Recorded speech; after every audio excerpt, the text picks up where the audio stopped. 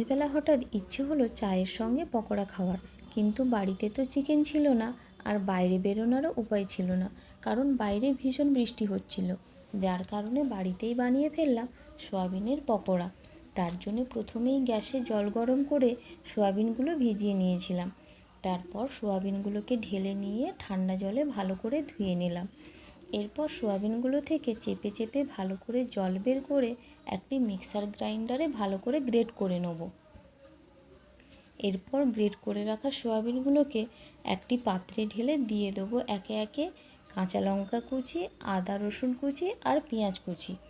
এরপর দিয়ে দেবো সেদ্ধ করে রাখা আলু, দিয়ে দিলাম পরিমাণ মতো কর্নফ্লাওয়ার আর বেসন। এরপর অ্যাড করব গুঁড়ো মশলা, দিয়ে দেবো গরম মশলা আর গোলমরিচের গুঁড়ো, আর দেবো পরিমাণ মতো লবণ। এই সবগুলিকে ভালো করে মেখে নিয়ে বল আকারে শেপ দিয়ে নেব।